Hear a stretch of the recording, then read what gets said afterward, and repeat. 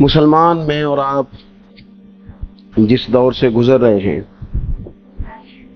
اس دور کی تیزی نے اور معاملات کی شدت نے ضروریات کو بے لگام کر دیا ہے، خواہشات بہت ساری بڑھا دی ہے۔ لازمی نتیجہ یہ نکلا ہے کہ لوگوں کے دل سخت ہو گئے ایک دوسرے کے لیے، مختلف ہیلے بہانے سوچ کے کہ جی چونکہ فلانا بھی ٹھیک نہیں تو لہٰذا میں بھی ٹھیک نہیں، کیونکہ فلاں میرے ساتھ یوں کرتا ہے تو میں بھی رد عمل کے طور پہ یوں کروں گا۔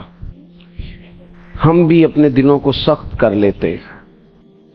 وقت گزرنے کے ساتھ ساتھ آپ دیکھ لیں کہ لوگوں کا رویہ اتنا سخت ہو گیا ہے کہ کسی بھی محکمے کا آپ نام لے لیں، پوچھے لوگوں سے کہ پولیس والے کس طرح کے ہوتے ہیں، تو لوگ ان کے بارے میں اپنے دلوں میں شدت رکھتے ہیں۔ پوچھ لیں آپ کے وابڈا والوں کے بارے میں کیا خیال ہے، پوچھ لیں لوگوں سے کہ جناب تاجروں کے بارے میں رائے کیا ہے۔ چلیں ساری باتیں چھوڑ دیتے ہیں، مولوی پیر کیسے ہوتے ہیں، دیکھیں آپ نے مسکرا کے کیا حال کر دیا ہے بات کا۔ ہمارے ہاں شدت کی گئی ہر محکمے کے بارے میں، ہر شخص کے بارے میں۔ نتیجتاً کیا ہوا کہ طبیعتیں سخت ہو گئیں۔ یعنی یہ ضروری نہیں ہوتا کہ ہر بہو نافرمانی ہو، لیکن اس کی بہت پہلے تربیت کی گئی تھی، اسے بار بار کہا گیا تھا کہ جب تو ساس کے پاس جائے گی تو لگ پتہ جائے گا۔ تو بیچاری کا پہلے سے ہی ذہن تھا کہ ساس کسی خطرناک چیز کا نام ہے، پہلے سے اسے بتایا گیا۔ ساس کو بھی کہا گیا تھا کہ جب تیرے گھر آئے گی نا بہو تب تجھے سمجھ آئے گی، تو پہلے سے ذہن سازی کر دی گئی۔ تو ہم مزاج کے لحاظ سے آہستہ آہستہ ایک دوسرے کے حق میں سخت ہوتے گئے۔ میرے رسول پاک صلی اللہ علیہ وسلم کا جو پیغام ہے وہ احساس کا پیغام ہے۔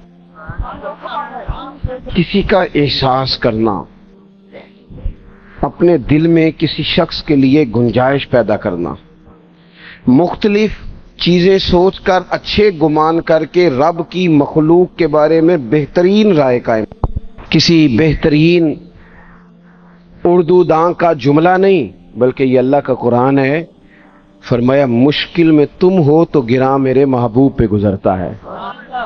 حضور تو جلدی کرتے ہیں تمہاری بھلائی چاہنے میں، کیوں؟ رشتہ بڑا گہرا ہے۔ النبی اولیٰ بالمؤمنین من انفسہم، فرمایا یہ وہ محبوب ہیں جو تمہاری جانوں سے بھی تمہارے زیادہ قریب ہیں۔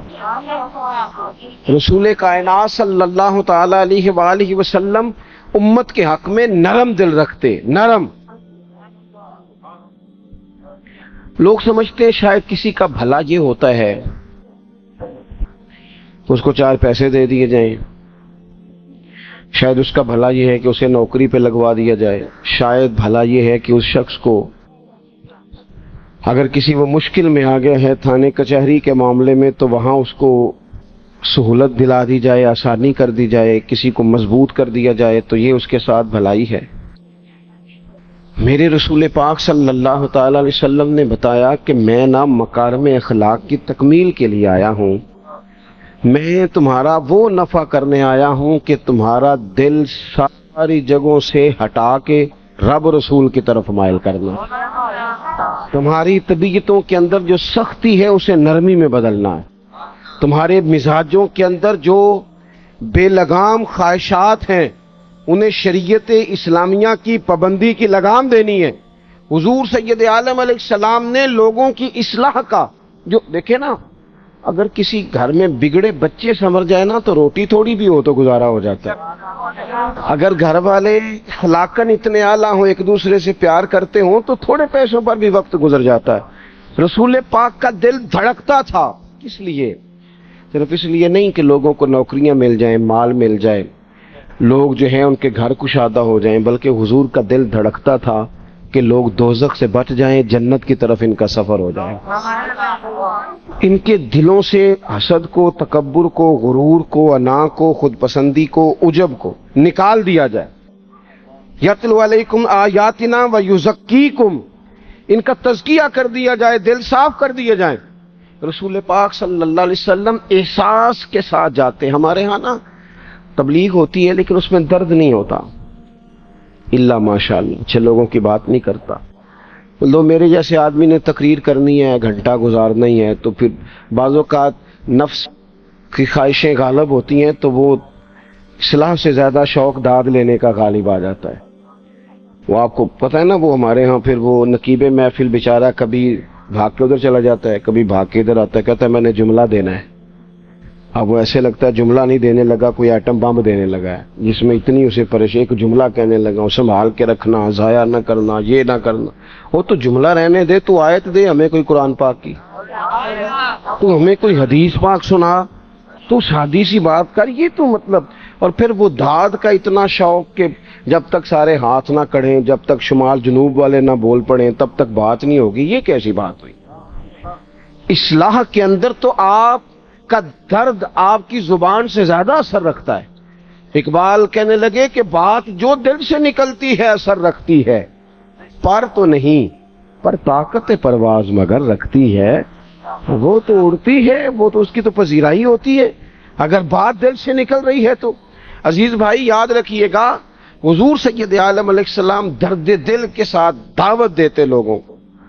10 دن حضور نے طائف میں قیام کیا ہے، ایک بندے نے بھی کلمہ نہیں پڑھا، الٹا انہوں نے روڑے مارے، تکلیف دی. حضور واپس آ رہے ہیں، صحابی ساتھ ہیں، باغ میں بیٹھ گئے. اتنی صحت مبارک پر انہوں نے معاذ اللہ تعالیٰ سنگ باری کی کہ خون مبارک بہ رہا ہے.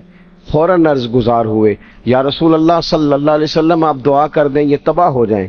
فرشتہ بھی حاضر ہو گیا، حضور آپ دعا کریں یہ تباہ ہو جائیں. لیکن محبوب کے دل میں نرمی ہے نا امت کے لیے، اگرچہ یہ ساری امت دعوت ہے اس وقت، پر اس وقت بھی نرمی ہے. محبوب کریم علیہ الصلوۃ والسلام نے ہاتھ اٹھائے.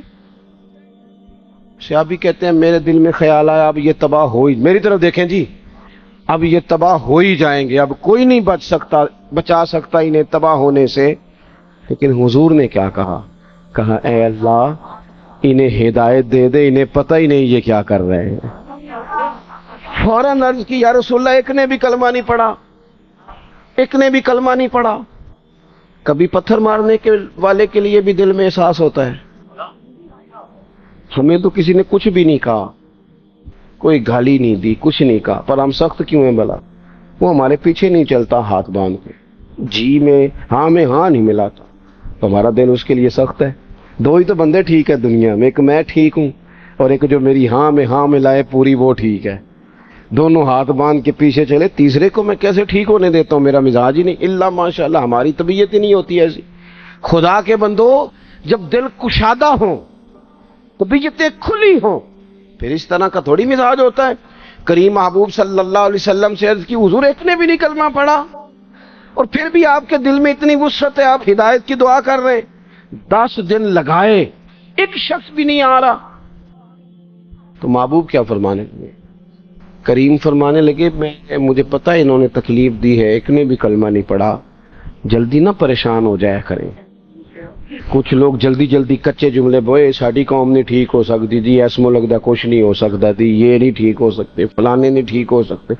شکوہ ظلمت شب سے تو کہیں بہتر تھا اپنے حصے کی کوئی شمع جلاتے جاتے. اللہ کے حبیب صلی اللہ علیہ وسلم سے عرض کی یا رسول اللہ صلی اللہ علیہ وسلم ایک بھی نہیں مانا اور آپ نے پھر ہدایت کی دعا کی.